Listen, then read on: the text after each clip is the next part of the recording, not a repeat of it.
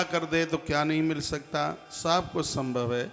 पठन ध्वजो वेद विदग्रीण भवेत, ऐसे देवी भागवत पुराण का पाठ करने वाला ब्राह्मण वेद वेदताओं में अग्रगण्य हो जाता है। क्षत्रिय इसको पढ़ता है वो बाहुबली हो जाता है, वैश्य इसको पढ़ता है तो बहुत बड़े कारोबार का धनी होता है, और कनिष्ठ इसको पढ़ता है तो पवित्र होकर के वो भगवान के धाम को पहुंचता है। सेवा इत्यादि कर्म उसके सार्थक हो जाते हैं। पठन ध्वजो वेद विदग्रीण भवेत।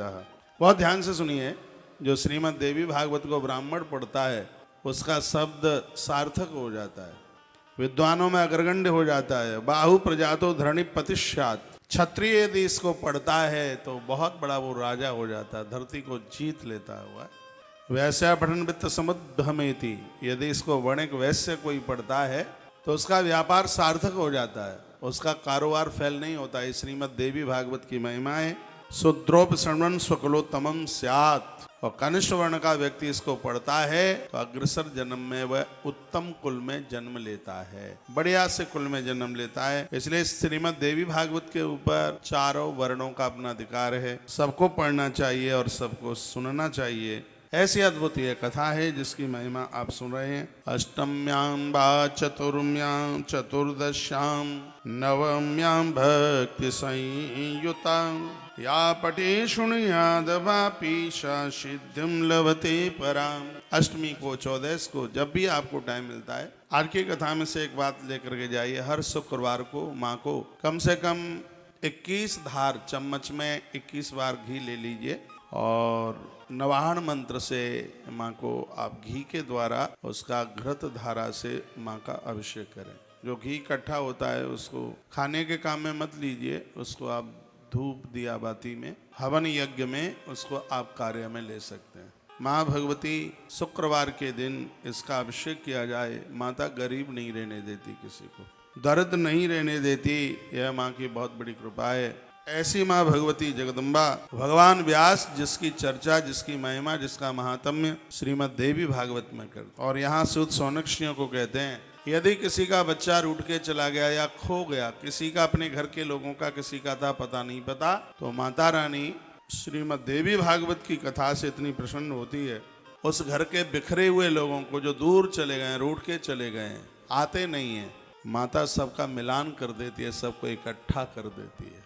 ऐसा वर्णन है। उसी संदर्भ में कथाएं वसुदेव महाभाग कथम पुत्रामवाप्नवा।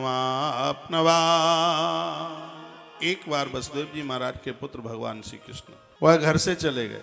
इनको झूठा दोष लग गया था समंतक मणि के हरण करने का।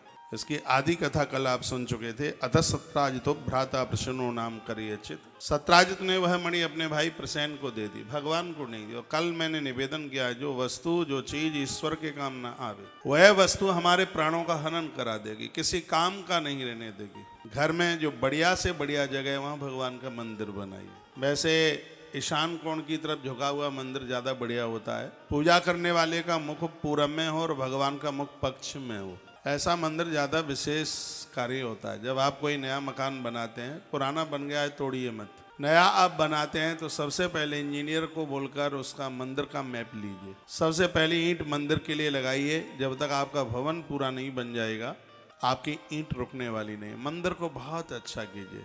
मैं पिछले चैत्र की नवरात्रा में जम्मू की तरफ था और मैंने बहुत बात चर्चा की है। मैं वहाँ कटरा के आसपास के कई छोटे छोटे कस्बों में, शहरों में गया और सच मानिए मैंने जम्मू के आसपास के जो लोगों के घरों में मंदिर हैं, इतने सुंदर मंदिर नहीं देखे। मैंने पूरा देश घूमा है, लेकिन इतने बढ़िया मंदिर, पूरा का पूरा 10 बाई 12 का कमरा। देखो कमरा कितना छोटा बड़ा है वो मायना नहीं रखता है, लेकिन ईश्वर के प्रति जो एक श्रद्धा है, वहाँ की जो एक व्यवस्था है, हर घर में तुलसी मिलती है। घरों में तुलसी झंडी लगी हुई है। ऐसा कोई घर नहीं है जिसके घर में कपूर नहीं जलता। तो हमारा सनातन तो बड़ा अद्भुत है।